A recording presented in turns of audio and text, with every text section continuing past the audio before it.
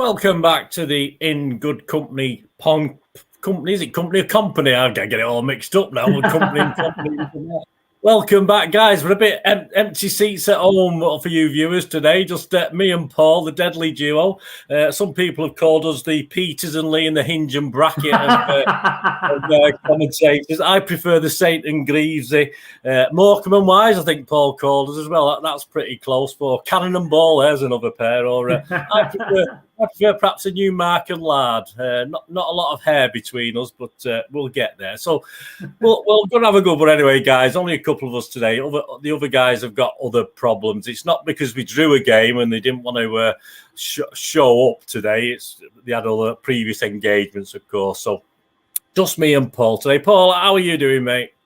I'm good, thanks, mate. I'm very good. It's been a cold week and a disappointing weekend, I would suggest, by our usual high standards.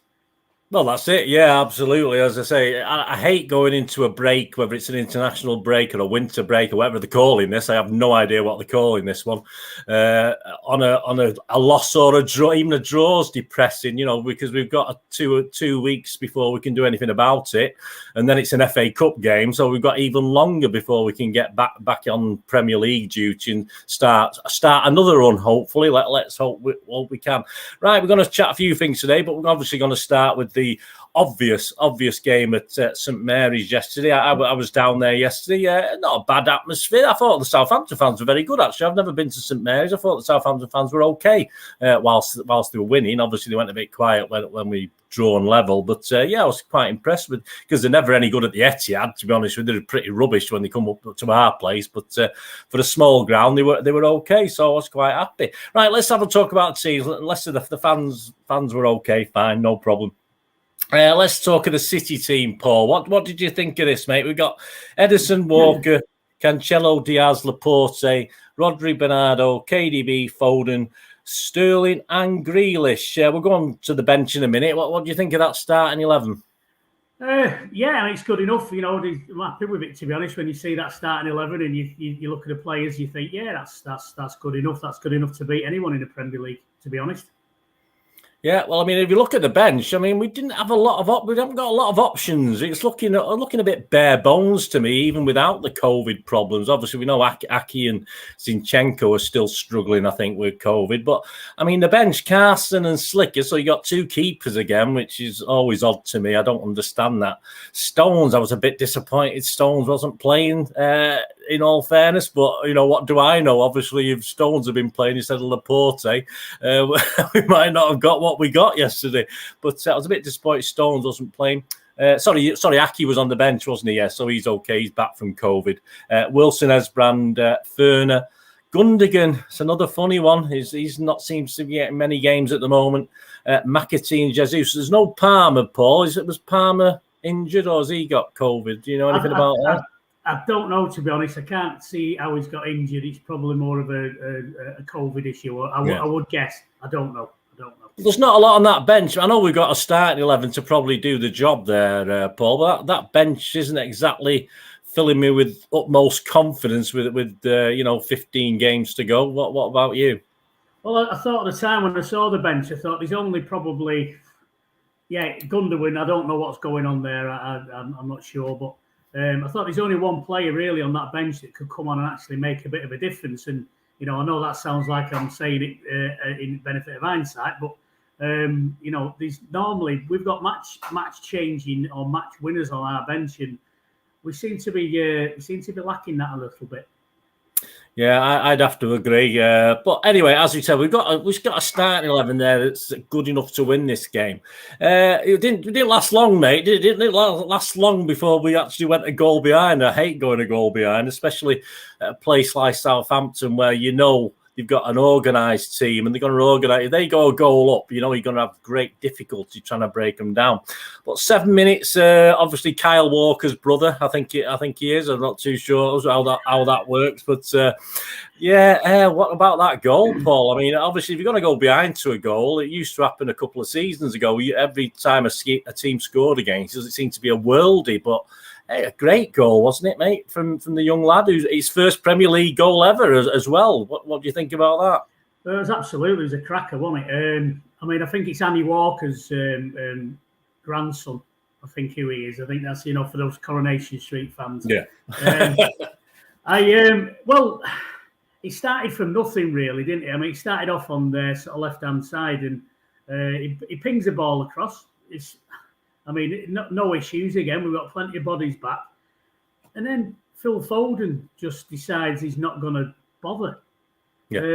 I mean, I don't know whether because you went to the game and I didn't, so I saw it on telly. So we've got both views of it, and the view I saw instantly was like, his hands up. He's saying, "I've got this covered. Don't worry, I'll close him," and then doesn't. Whether I thought he was knackered. It was the 7th minute. I thought Foden must be knackered here because he's not even bothering to get across. He's not even. Yeah, he's leaving it to someone else. Yeah. Yeah. And he let him go. Anyway, so then again, it's still not much of a threat. So he goes down the right-hand side, but Foden doesn't track his man. Don't track that runner. The guy who is supposed to have closed down, he didn't bother closing him down, and he didn't bother tracking his run. And then he sneaks in behind him, bang. And to be fair to the lad, it was a great finish. Some have said, should the keeper have done better with it? But to be honest with you, it was straight as a die. And it was a great goal. Give the lad credit, for God's sake. For Laporte, again, I hate all this hands behind your back thing and all that. And, you can't defend properly if you've got your hands behind your back. You can't move properly if you've got your hands behind your back. It's impossible. So, control your arms, put them where they need to be. And I think he could have blocked it, potentially blocked that. I don't know. But for me, Foden was at fault for that goal. Yeah, we'll come to perhaps Laporte again later, not just for obviously what he did, but obviously there was a good block or a good tackle, a good saving tackle as well in the second half, which is what we want to see. But as you said, we seem to stand off Walker-Peters, he's not going to score. He's the right back. We had that sort of feel about it, and he went, and I don't think Ederson could have done anything about it, to be honest. I think anyone blaming Ederson for that is a little bit unfair. I mean, just interesting, we didn't mention their team, did we? But obviously, just running through it very quickly: Forster, Walker-Peters, Bednarek. I know you like me pronouncing the names. That's what I was going to say. I was going to pull you on it. Salisu, Perot, Redmond, Ward-Prowse, Romu, Armstrong, Brozier, and Adams. Yeah, I think I can count 13 players then with the double name surnames. I think there are 13 players on the pitch with Walker-Peters and Ward-Prowse, which is a bit unfair, I think. But a bit like when you play Brighton and Hove Albion, you're playing two teams. It's not really that fair. So yeah, obviously, it wasn't as though we suddenly thought, we're a goal down, let's go for it. The next chance fell to them again. It was like the 23rd minute, so we're halfway through the first half. City hadn't really created anything. We were sort of passing the ball a little bit short at key moments. We weren't sort of hitting the men. Even KDB was falling into that. Everyone was blaming Sterling, saying he was doing everything wrong, but KDB his passes weren't finding the man. They were just, defenders were cutting them out too easy. And obviously we got away, didn't we, with 23 minutes. Obviously at the ground, you can't really tell if the guy is offside or not, but that Brozier sort of broke through and took it really well. I don't know. What did it look like on the telly? Did it look clear offside? Yeah, it was clear offside, to be honest, on the telly. You still heart goes in your mouth. Because you don't know what they're going to make of it, do you, with this VAR these days? But I'm sure we'll discuss that later on. But no, I don't think there was any arguments from anybody. It was a clear offside by standards of today, anyway. And then Bednaker we talked about. Obviously, it wasn't featured on Match of the Day. It wasn't even mentioned on Match of the Day, even though there was a fracas in the tunnel at half time. Obviously, had a go at Grealish, didn't he? What were your views on that one? Actually, what he's on about, to be honest, it was a clear foul. It could have been worse for him, to be honest, because it was a nasty challenge. So to have a go at Grealish, and you can obviously, I could lip read what he was saying in uncertain terms. It was you're a diver, that kind of word. I just petulance again, and Grealish reacted to it again. It was handbags, innit? If you're gonna. What's the point in shoving someone? Either punch him or do nothing. I don't think that's probably the idea of the pitch, but yeah, I understand the sentiment. I'll take the sentiment on board, Paul, but it doesn't really work like that, mate, unfortunately. No. But yeah, obviously it wasn't deemed worthy enough for Match of the Day to even mention it or show it, so obviously it couldn't have been important because we know how wonderful Match of the Day are at getting everything right. But interestingly enough, it was the 35th and the 39th minute I'm going to go to here now.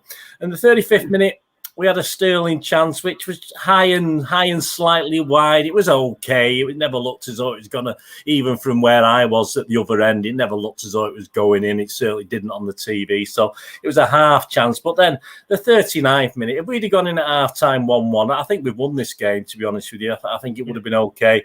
And everyone talks about it, and we have to talk about it because, I mean, Foden, for once, did some good work. He had a pretty poor game. I think we talked off air. I don't think we were overly impressed with Foden again yesterday. He had a pretty poor game, but he had a great little move down that left-hand side. And obviously, what happened then, Paul, after he crossed it across? What happened in the middle of that box with an open goal?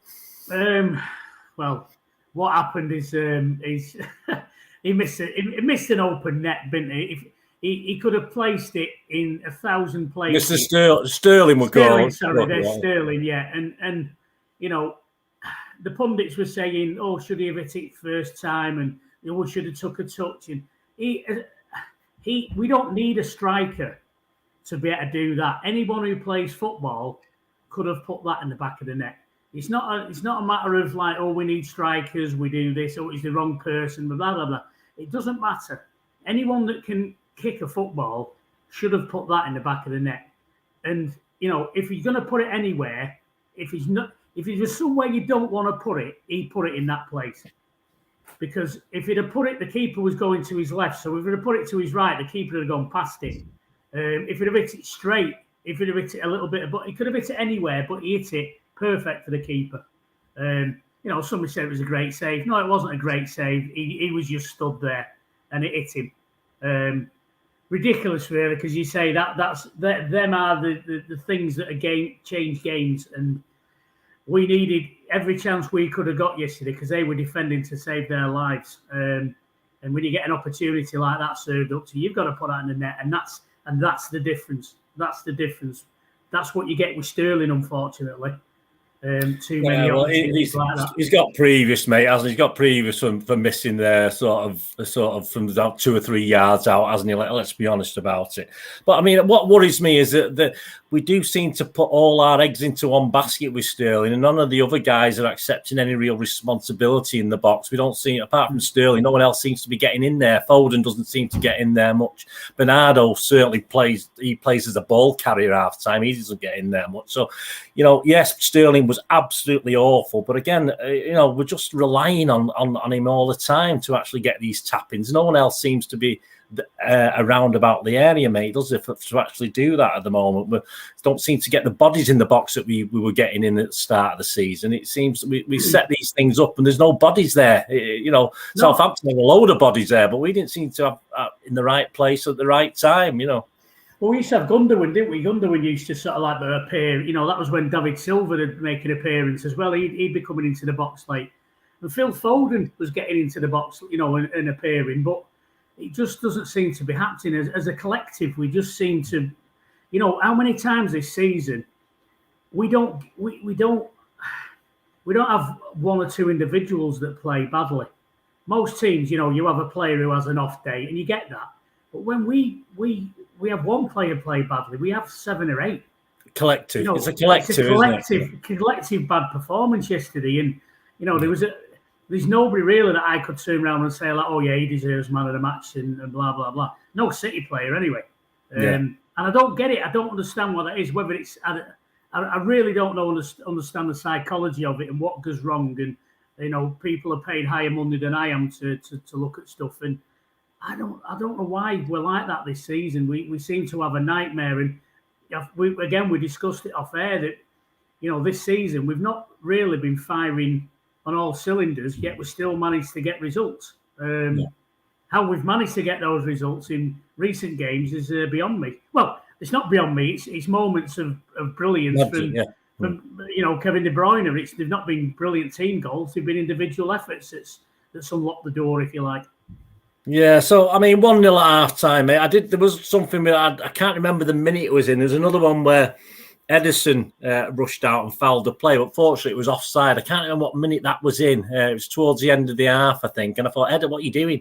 And as soon as he did it, I thought, oh shit, what you know what? And obviously the flag went up, so we were okay. We got away with it. But again, even Edison, he was going to reprieve himself a little bit in the second half. We're going to chat about that now. But even it sort of goes back to Edison as well. He seems to be out of quite sorts sometimes and a bit more panicky than he has been for quite a while. And I think because of the guys in front of him, as you said there, I think collectively, because we're not quite at it, obviously it's having an effect on all the players, you know. And I saw the marks for the game yesterday. We won't talk about, but obviously Sterling got a 3 out of 10 from Stuart Brennan in the Evening News, which is fair enough. But the next lowest was a 5 or a 6. I'm sorry, if you're going to give someone a lot, you know, he should have marked others lower as well, because I don't think Sterling is totally all to blame. I thought it was a collective team effort. But let's get into the second half. Let's get through this. Edison had a good save early on. A back header, wasn't it, from a Ward-Prowse corner? And I think it wasn't straight at him. He sort of had to go to his side slightly to sort of hit it away. And I thought that he sort of reprieved himself a little bit, because we could have been 2-0 down, mate, after 47 minutes. And with that, the way we were playing, I don't think there was any coming back. But obviously, 53 minutes, I'll go over to you. Laporte did a great block. I think the player got through. I thought he was going to have a shot on goal, but Laporte, you know, to me, he was either going to foul him or it was going to be a goal. I don't know what your thoughts on that was. I can't remember the guy who went through. Is that Brozier, wasn't it? Brozier. I mean, any thoughts on that? Did Laporte reprieve himself a little bit at that stage? Well, of course he did. I mean, that was, again, they were through again, weren't they? I mean, it was quite, you know, really, if we look at it, I mean, forget the chances, the obvious chances that we missed. We could be 3-0 down at this point, quite easily 3-0 down, and it was looking a little bit like, oh, it's coming one of them days again, you know. But no, I think he redeemed himself on that. He done all right on that. Yeah. You know, we went to Rodri grazed the bar, but again, it never looked into me. It was always looking as though it's going to slightly go over. He grazed the bar and hit the top of the net, I think, Rodri. That was 59 minutes. So we're getting to the hour mark, and obviously we know what's going to happen after an hour with Pep, don't we, mate? We know we're going to get a sub if it's not quite working. That's Pep. I mean, to me, I would have had Jesus on at half-time. That's me. Pep gets paid the big bucks, and it usually works. But, I mean, it is a bit annoying, mate, isn't it? Sometimes that he just won't accept that perhaps it isn't working. Let's make a change at half-time. And we saw Jesus, and he did sort of change the game a little bit, I thought, when he came on. We looked a lot better, because he couldn't be doing much worse than Sterling for a start. But it just annoys me, mate. I'm not going to quibble with Pep. He's a genius. But does it annoy you a little bit? Sometimes he's very staid in his ways with substitutions. I think it's he sees that as he's admitting that he might have got the team wrong. You know, if it had changed it round at the Champions League, well, I hate going on about it because it sends me to that dark place. But if he's a flawed genius, we always say this, and he sees, I think, that by, you know, putting a sub on at half time if there's no injuries, that he's got something wrong. And to me, it's not a case of that. It's a case of the opposition are either playing better than you gave them credit for, or a player's not up to, you know, what you wanted him to ask that day. He might be having a bad day. So, you know, it doesn't matter whether it's. I've seen managers change players who aren't injured after 5 or 10 minutes. Well, Mancini drag a player off after 20 minutes, 15, 20 minutes if it wasn't working. It doesn't matter what minute of the game you bring him off at. You know, if it's 0-0 sort of thing, and you need something to happen, and the players are doing all right, then 60 minutes. But no, it's not right. He wasn't right to start with, Sterling. You know, he missed that many chances. You've given the guy plenty of opportunities to redeem himself. You need to to chase it up a bit. Let's bring somebody on. And like I said earlier, the only one on that bench really you could bring on to make a difference is Jesus. And I agree with you. I thought when he came on, he gave us that spark. He gave us that little bit of tenacity back up front. And for me, I'd be picking him ahead of Sterling, to be honest. Yeah, I mean, obviously he came on 60 minutes, and I think we looked a bit lively down the right-hand side. And obviously, that's where we got a free kick, wasn't it, on 65th minute, where obviously we're going to be saved again, not by a midfielder scoring, but we're going to be saved by a defender scoring, mate. I mean, I personally didn't celebrate too much because I thought about 5 players, City players, were offside.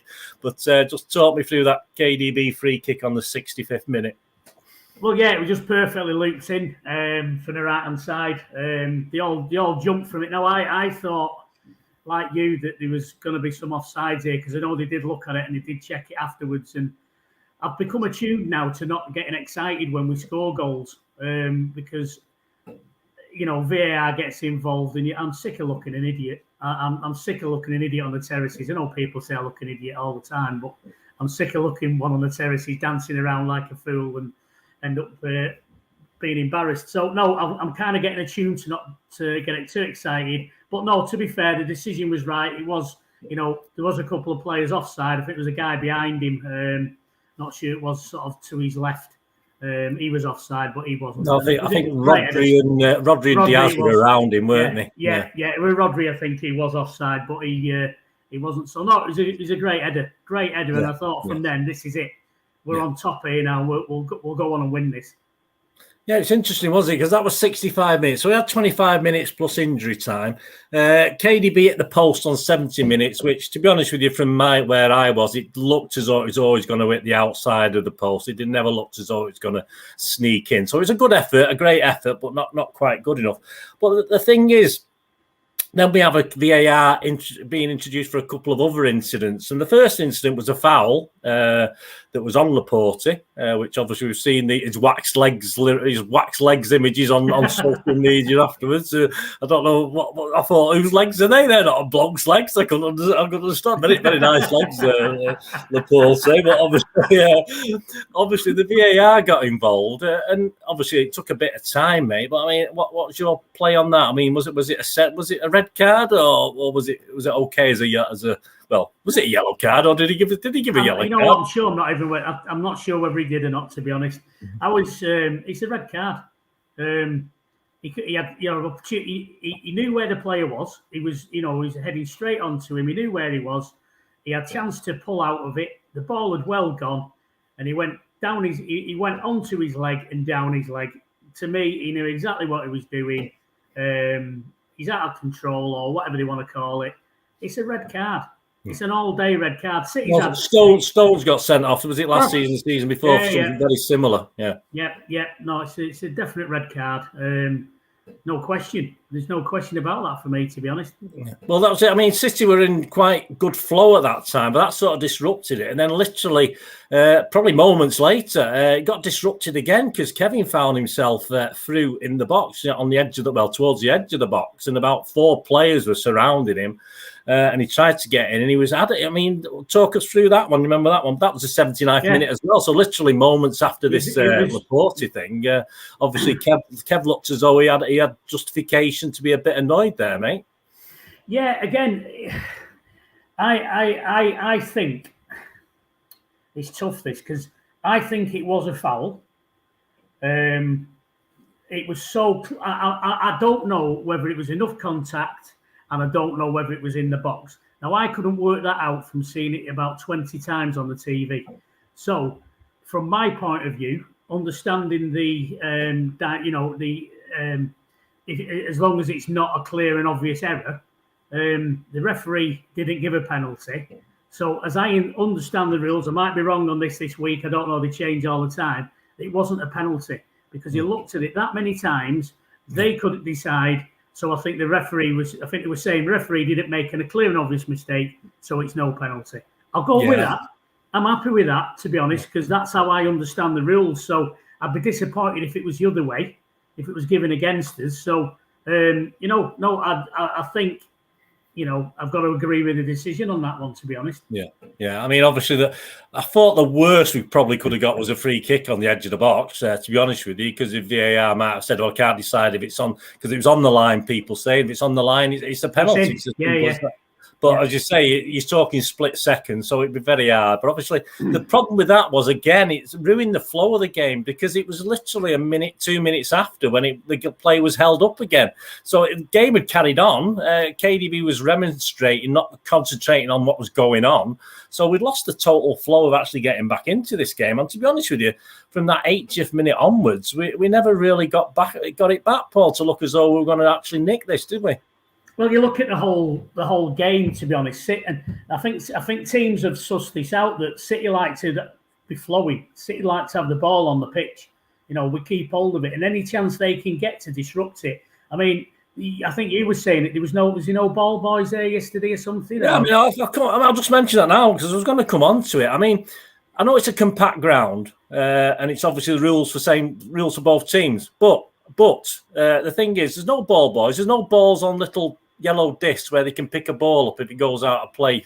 They have to play. They've got one ball. Literally, they had one ball to play with.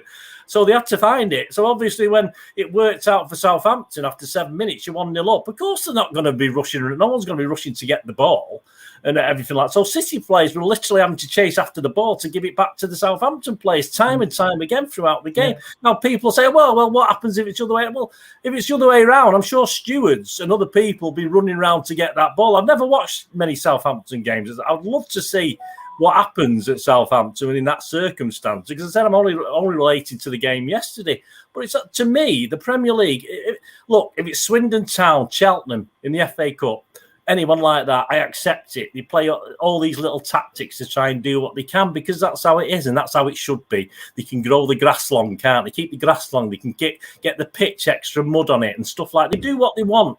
But I'm sorry, at the level of the Premier League, we're all supposed to be, supposedly all at the same level. They should have a certain rule. You either have ball boys or you don't have ball boys. You have these balls on the side of the pitch or you don't want the balls on the side. And it's up to the clubs what they do. Now, don't get me wrong. I'm not saying it's... But all I'm saying, this should be a set rule because it's just ridiculous. Absolutely ridiculous. I just think... You start me off. You used to set me off on this one, mate. But I just thought it was...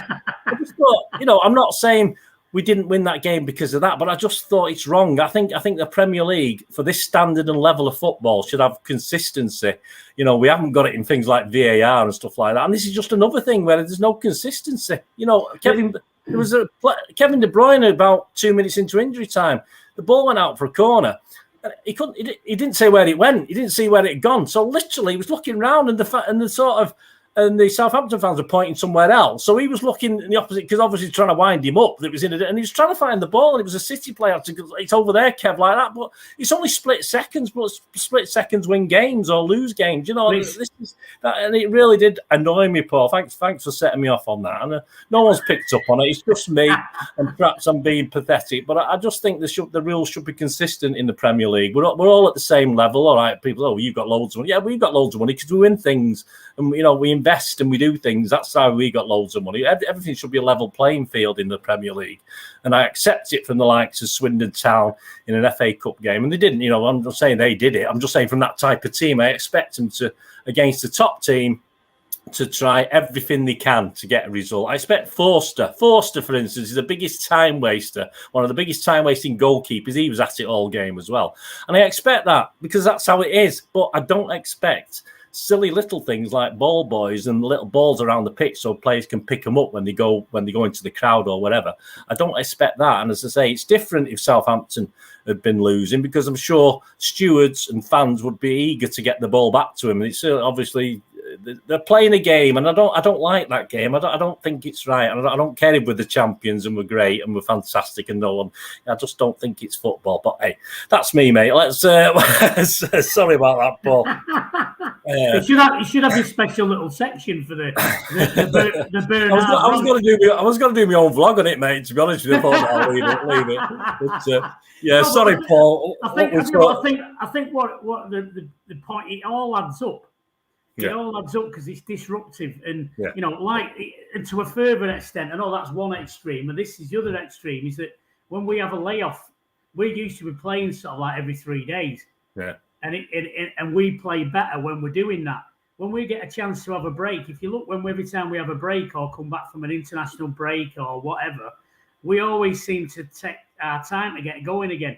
And it's always stop-start, and it's the same in a game. Yeah. If we're playing a team that's, as you say, Fraser Forster. The times that he brought all his defenders back to the short, and then they all got set up and then waved them up. You know, and you just think, get on with it. But they'll blame it on COVID, won't they? They'll say that they didn't want to pass COVID onto the ball, so they didn't have a ball boy and whatever. But no, they moan about the size of the flags and the badges on your shirt have to be the right size and all the rest of it. But you haven't got any ball boys. Come on, get on with it. But even to have balls stuck on these little yellow things that they have at the Etihad, where they have them in different positions, don't they? That you just throw the ball back to them and stuff like that. But anyway, I mean, we'll be called whinging and moaning because of our poor City and all this sort of garbage. But I just think it's a point for every team, not just City, not just us. It's for any team that goes to Southampton.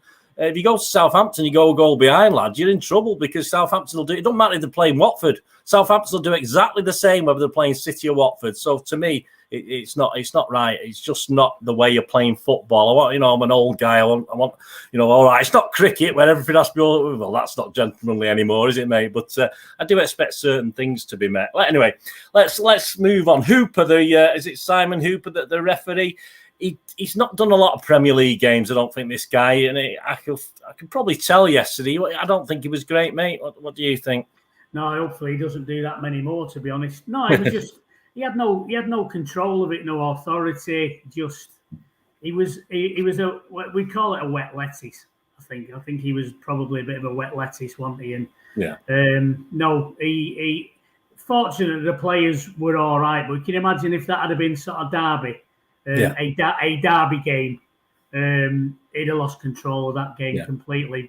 Fortunately, the players, apart from that little incident with Grealish, I think the players were all well behaved. If he hadn't been, I think he'd have been in trouble yesterday. Well, the stats say it all, really. Southampton 7 shots, 3 on target. City 20 shots, just 5 on target. That's poor. That is poor for me.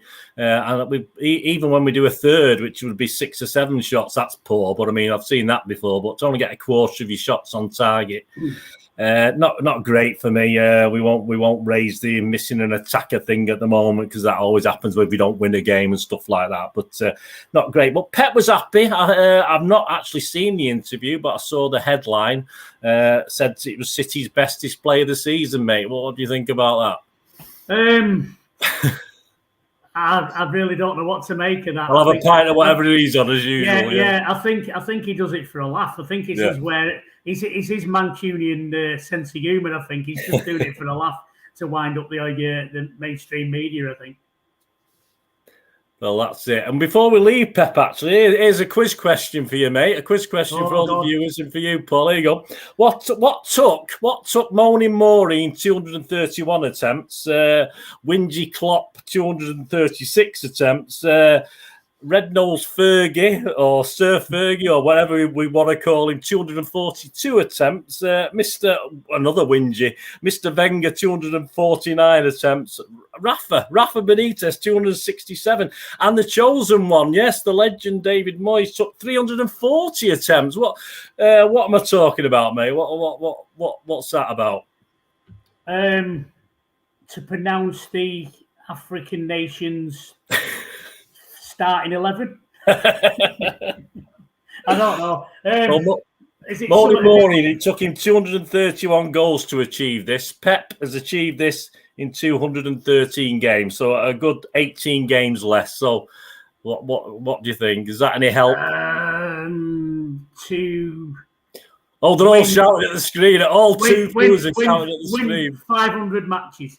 500 points. Yeah, 500 points. Right, there we go. That was getting there, wasn't I? It would have been nice to be 502, wouldn't it, mate? But hey, there you go. We can't have everything. We only need the point. Perhaps that's what Pep played to do. But doesn't he play some boring football, though? Scoring all them goals and doesn't he play some terribly boring football? What was it yesterday? 75% possession did we have, was it? Yeah, 75 to 25%. Yeah. The TV pundits were saying what a fantastic game it was. Now, well, you can't win. There's the agenda, isn't it? There's the agenda kicking in. Yeah. Again, sticking with Pep, mate, there's been rumours that he could be renewing. Then I've heard rumours that he's going to manage Holland today. Have you heard anything?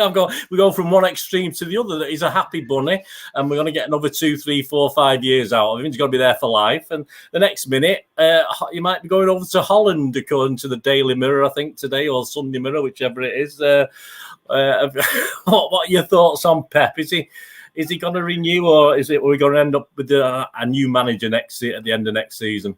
And it's funny how when City drop points, that all of a sudden the stuff comes out of the filing cabinet, like he's going to do this, we're going to do that. Pep's not happy, such a body's not happy. It's like, it's great, isn't it? Listen, I think Pep, it's well known everywhere that Pep absolutely loves being in Manchester. He loves being at City. The owners love him, the fans love him, the players love him. I think the only thing that's going to make Pep move eventually, and it happens to us all eventually, is the love of a beautiful woman, and his wife will put her foot down and say, right, Pepe, man, yeah. Might be love of a beautiful man. It could be this day and age. You don't know, do you? You don't know what's going on this day and age. But no, I would suggest that she'll have said, right, Pep, it's time to come home. I'm sick of looking after these kids on my own. You need to pull your weight, and that's it. I reckon he'll sign again. He's loving it. He's got unfinished business. He wants to make sure that City have got this legacy through and throughout the club. He's getting there. All the teams are playing like him. I'm hoping that he's going to stay beyond, even if we win the Champions League. I hope he's going to, if we won it this year, I think he'll still stay. He's 51, and he was 51 the other day, wasn't he? 51 year, which is nothing. I think to manage a national team, I think he would want to do that at some stage, but that's not the sort of thing I would have thought at 51 he wants to do. He might want to do that in his late 50s, 60s, perhaps. And I certainly don't think, all right, he might fancy Holland because of the Ajax influence and the fact of that style of football, etc. But obviously, I've always thought he may try Spain, but obviously with his political affiliations, that might never happen anyway, as far as that's concerned. But I think an international management for Pep would be way in the future. Even if he didn't stay at City, he went somewhere else. I think an international thing would be sort of another 5 years at least, if not 10 years away. If that's, say, he might go away for a rest and go and live in New York for a few years with his family, and then come back and manage an international team, which is, I'm sure he'd be in great demand, Paul, if he wanted to do that. So the 12 points lead is now 9 points as we're recording this, because the mighty Liverpool march on. Close the gap to 9 points. They got a game in hand. That'll be 6 points. They got to play us at the Etihad yet. That'll be 3 points. We've lost it, mate. We've lost the league, mate. It's all over now. I mean, a week ago we were walking it, and now all of a sudden we've lost it again, mate. What's going on? It's called mainstream media again, isn't it? I mean, and the Liverpool and the Red Top loving. I listened to some of the game today. I was driving, and I was listening to some of the game, and first half I missed. The second half it was all Crystal Palace, and to be honest with you, from what I can gather, Crystal Palace should have won the game. I think the 3-1 flattered him again. It was a penalty given, and again, I've not seen it. I've only heard about it. It was on TalkSport, so obviously they're very biased, aren't they? So they were saying it was a definite penalty, but the VAR took ages to decide on it. So for me, it's not a penalty then, is it? So no, I'll just let them crack on. We're a better team than them. It seems to me that the powers that be with VAR and other stuff, and letting them get away with a COVID incident and all the rest of it, they're just trying to make it more exciting, aren't they? I don't know whether it's just a Liverpool loving, or if it's United in second place. They're going to do anything to make it so that City don't run away with it again. They want, for viewing figures worldwide, they want, within 3 points. They want it going down to the last game of the season. They want another City United sort of 93-20 moment, and the only way they're going to get it is by manipulating the results. Absolutely. Well, we're going to the break then. Obviously, not as high as perhaps we were a week or so ago after the Chelsea victory, of course. And all it means is we have to start another run of wins Paul, don't we? We'll have to come back and do it. Put it this way, we go on another run of 12 wins. I think the title's ours, isn't it? Let's be honest about it, mate. There's no doubt about that. And if we can do that, great. And I think we said early on, and you said early on, we've not been quite at it. So that's either scares the rest of the Premier League, or it means they've got a chance. I mean, I'm hoping it'll scare the rest of them, because if City haven't been at it and we're still 9 points clear, okay, with the obvious game in hand for Liverpool, God help them, hopefully, if our players start hitting some sort of form, and God help them if something happens in January, right? Well, we're going to go on to that, Paul. We're going to talk transfers. We have to talk transfers. Part of what we're told to do. We get slapped wrist if we don't. Transfers, Mr. Doyle, absolute shambles was it Hamburg he was at for the first half of the season, but he's gone over to Wales now. He's gone from Germany to Wales, mate. How do you think he'll go on there? Well, I've probably got jet lag, hasn't he, the poor lad? He's at Cardiff, and I think he'll do well wherever he goes. He's got a good attitude, and he's got that right attitude. And I don't know the lad personally, but you listen to him interviewed, and you look at his pedigree, and he's two granddads. He's got it all, hasn't he? Whether he's going to make it at City, I really couldn't tell you. I don't know. I don't watch him play enough, and sometimes your face has got to fit, hasn't it, as well, I think. And everything's got to be a perfect fit to go through the ranks and make it. I hope he does. I'd love to see. Of all every City, so like young City player, I'd love to see Tommy Doyle playing for City, for obvious reasons. But whether he makes it there or not, I don't know. Cardiff, he'll make it wherever he goes. Tommy, he's a good pro, isn't he? Well, I think that's a good move for him, to be honest with you. I think Cardiff have gained there, and I think it'll be good for him. I do worry a little bit. We'll go on to a gentleman in a minute about these players we do loan out, because obviously they don't tend to make it. We tend to keep on. I mean, I'm thinking Cole Palmer. Obviously, Phil Foden was the classic example. But I'm thinking Mr. Cole Palmer. We're not very happy at the thought of lending him out. I do think the guys that I think are going to make it perhaps don't get lent out, but obviously there's always exceptions to the rule. And I've seen Doyle a few times. I think you've seen him play for the first team and playing cup games and stuff like that. And he's always done very well for me. And I think it's great for Cardiff. I think it's great for him. And I will be trying to tune into some Cardiff games now. Keep an eye on there. Is it Quest TV or whatever it is it's on? I'll watch a few championship games and stuff more now than perhaps I already do. So good luck to him. But yeah, I was sort of having a sort of, not a dig, but just sort of thinking about another player who's been, I think he's been at City 7 years, mate. Hasn't he been loaned out constantly? And we finally either got rid, or it's a good move for him. I don't know which one. He actually scored at the Etihad, but unfortunately it was for Glasgow Celtic, wasn't it? And we're talking, of course, Patrick Roberts, who's obviously moved up to the northeast. What are your thoughts on that, mate?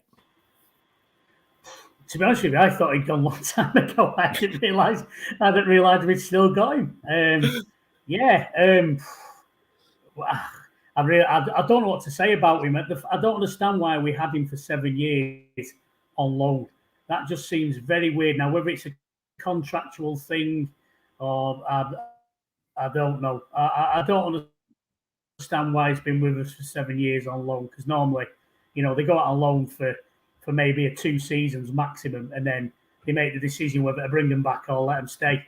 For him to, I don't know. I think when he went to Celtic, I mean, he had the option of coming back to City and trying to fight for a place, I think, and he opted to go back to Celtic, didn't he, at one stage? I remember that happening 2 or 3 years ago, and everyone thought, well, he's not going to make it because he hasn't got the sort of bottle or eagerness to want to play for us. But it seemed to have droned on, as you say. I think with add-ons, it could add up to about £3 million, which. Not a lot in this day and age, mate. But good luck to him. I have watched him a couple of times. I saw him when he was younger as well, and he was okay. But there's always something a little bit missing for me with Patrick Roberts. And even when he got a chance at City, which he did, very occasionally, but he never sort of fulfilled any real potential. And even watching him for other teams, as you say, even Celtic, he was okay, he was fine. But in that sort of league, you should probably stand out if you're something special. But good luck to him. Good luck to him anyway. At least it's another transfer move, and at least it's a few coffers in the bank for us. And good luck to Mr. Roberts.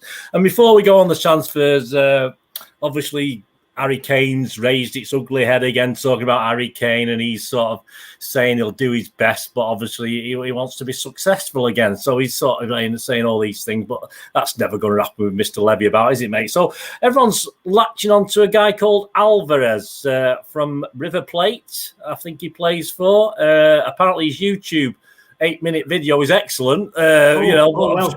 There's been lots of them over the years, hasn't there, mate, where they look brilliant for 8 minutes. But I've seen it's sort of cooled down a bit, I think, Paul. I've been looking today, and other teams are interested in him. And obviously, a couple of days ago, he was on his way to City, and now it's cooled down. Do you know anything about this Alvarez character? He's only 5'8", so he's not going to be another Dzeko, is he? We're going to have another little guy that we're pumping crosses in, and he won't be able to get to him. But do you know anything about him? You know what? I haven't a clue. I've heard of Danny Alvarez.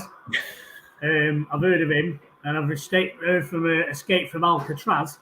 But as for Danny, no, I've never heard anything. River Plate, is that Argentina or something? That is it. Yeah. No, he scored 18 goals in 21 games this season, apparently, and he looks okay. Obviously, they're comparing him to Aguero. I think our 8-minute show reel of me and you doing these podcasts, and we could get 8 minutes of intelligent conversation, couldn't we? So you could do that in 8 minutes. Don't push it, mate. 2 or 3 minutes, perhaps, not 8. Come on. We could have we'd have some slow motion excerpts, wouldn't we? That's just to spread it out a bit. No, yeah, he's 21. I mean, I'll be honest with you. I can't envisage that if he did sign for City, that he'll be farmed off to one of the City group teams. I mean, I'm not, and people are saying that, but other people say, "Hey, he's a great player. He's great. He'll be great. This guy." But at 21, it's not usually what we go for, is it? A 21-year-old straight into the first team. I think it's one of those. If you play FIFA, I think you'll know who he is. I think he's one of them players. He'll be high on the stats and and stuff like that. But no, I've certainly nobody I know knows of him. Well, it's funny because, as I say, a couple of days ago, it was complete. It was almost done, ready, complete, contract signed, and he's going to go back on loan to them and then come to us at the end of the season. But now I'm seeing other teams are interested. So, again, as I say, with all these transfer things, I take it, unless the guy sat next to Miss Cheeky there with a pen in his hand, I don't take a lot of notice of these things. And so, Mr. Kane's there by the end of the month. I'll be very, very surprised. But hey, you never know in football, mate. And obviously, it'd be interesting, but as I say, I think Pep's if he's going to pick young players like that, it would probably mean he has an idea of staying and nurturing them if they do come to the club. So that's a good sign, if you like. But as I say, it's my enthusiasm's been dampened a little. Well, I say enthusiasm because I don't really have much enthusiasm when all these guys start spouting off about these players coming to City, but. Yeah, it'd be interesting because if we do sign younger players, obviously it means that either Pep's there or we've got someone in Pep's mould to come in and take over, obviously, in the future. I think that's it on the transfers. Paul, anything else on City or anything else you want to get off your chest before we... I was just probably talk a little bit of something on social media today about there was 2 City fans that got on the pitch, weren't they, to get shirts. Have you seen anything out, Bernard? Yeah, I mean... I don't, at the end of the day, the rules are the rules. You shouldn't be getting on. I know it's horrible for a young lad of 6 or 7 to go on the pitch, and then obviously, but at the end of the day, the rules are the rules. They've got parents with them. To me, they shouldn't be allowed on. Grown-up men should not be allowed on. And all right, they may be getting tackled viciously by the stewards or whatever, but they shouldn't be on there in the first place. I mean, the stewards are just human beings, and some of them are like human beings are. Some are rougher than others. We know that. I remember Sergio squaring up to to a steward and a copper getting involved a few years back, don't we? Obviously, we know some of them think that, because of wearing a high-vis vest and I'm a steward, I'm special. But at the end of the day, they shouldn't be on there. I don't care how old the players are or the fans are. They shouldn't be on the pitch, mate. That's my basic opinion. Whether the steward's acting correctly or not, it shouldn't be. It's like in the same way, obviously the Everton, these guys who got bottled with the Everton fans, and we saw it with City at Arsenal, didn't we? I mean, and it's similar. It's not totally different, but it's a similar sort of thing. You've got to take responsibility as fans for what you're doing, and it's creeping back in. And this running on the pitch is happening all the time, and it's a bit of a worry for me, mate. As you said, that's my little views anyway. What you thinking on that? Yeah, I mean, I'm 100% behind you. What you say there. I mean, the only thing I'd sort of say is that if a fan's running on the pitch, you don't know what his intentions are. So, you've got to be rough with him, because the guy could have a knife. He could have anything. You don't know their intent. I know a 6-year-old kid, well, unless they're in London, you don't know. 6-year-old kid's not going to have a knife, is he? So I get that. So, yeah, when they're coming onto the pitch, and they shouldn't be on the pitch, it's an offence. It's a criminal offence to be actually on the pitch. So, that's where I stand on that. But I'd say if the person's been on the pitch and coming off the pitch and just basically not a threat now because they're coming off the pitch, then just let them get off the pitch. You don't need to intercept them. If they're off the pitch, just get them off the pitch and then let the police deal with it, because it's a police matter. It's a criminal offence they've committed. So, I do see it. I see it quite a bit where I stand, where the police don't want to go in to a situation because it can aggravate it. So what they do, and I've spoke to them about this, what they do is they monitor it on the video, make a note of the person, and when they go to the toilet at half time, or they go and get a pint, or they're on the way out of the ground at the end of it, they'll go and snatch him then, because it's not inciting any issues. And that is what happened yesterday when the stewards started manhandling the two people, which shouldn't have been on the pitch. But for me, the stewards kind of, they probably revved it up a little bit, didn't they, shall we say? Yeah. But yeah, I'm not condoning it. And I don't like all this, like, please give me a shirt and all the rest of it. Let somebody just throw a shirt into the crowd. If you get it, you get it. I don't like all that. And obviously, I would suggest that this parent of this kid has instructed his child to go on the pitch. Because if my dad would not let me anywhere near getting on the pitch, and I used to sit on the wall in the kip-pack, so there's no way anyone would have allowed me on the pitch. So, absolutely. I mean, this responsibility has to be shown. I believe this the Everton incident, obviously with the Villa, Digney got hit, didn't he? The ex player got hit by a bottle.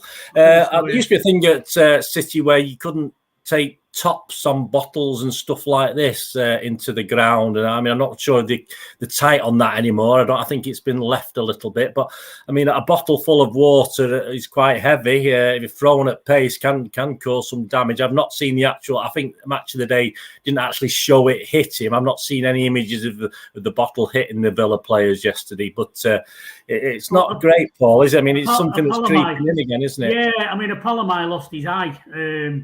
Through somebody throwing a bottle, just threw it into a crowd and it went straight in his eye, and he lost his eye because of it. So yeah, it is dangerous, and there shouldn't be a need to throw. You shouldn't need to throw anything. Should you throw your voice? Yeah, I think someone said on Twitter, if you tell them to F off and do various things, that's fair enough. That's all part and parcel of the, being on the terraces and stuff. Yeah, but obviously, when you start throwing things, spitting, throwing things, coins, doesn't matter. I suppose when you throw it, you're not intending to take someone's eye out, but it can happen. Yeah. So throw your voice, make your annoyance known, and all the rest of it. But don't throw stuff. For God's sake. I remember being on the kip-packs in my teenage years, and it was a constant clanging of things being hit in the top of the kip-packs roof, of being thrown from fans to fans, coins and missiles, darts, you name it, people walking out with darts in their head and stuff like that. So we don't want to get back to anything like that. And I did notice yesterday when Southampton scored, a bottle was thrown from way I didn't see who it was from the City contingent into the Southampton fans that were close by, and I don't want to see it. I don't want to see it. There's no need for it. Have your banter, and do that. But I don't think it's right. I think the Everton fan's one Everton fan's been arrested anyway. They've got him on CCTV. Then based on the Merseyside police, how well they're going to do that, I have no idea.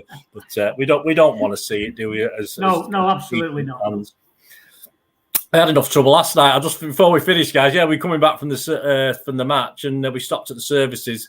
Can't remember which one, near Warwick, I think, and the bloody coach load of Stockport County fans were there, and they were just young lads, totally, and they were just like doing all the anti-City and Manchester songs. But I mean, just mainly old blokes on our coach. So they started singing about where were you, and I was singing on my own at them, but but I thought we don't need this. And there's a couple of young lads on the coach, a little bit intimidated, and it's just it's no need for it. I mean, you can understand it, but it is one of those things. And especially if you're Stockport County fan. I mean, for God's sake, you know what I mean?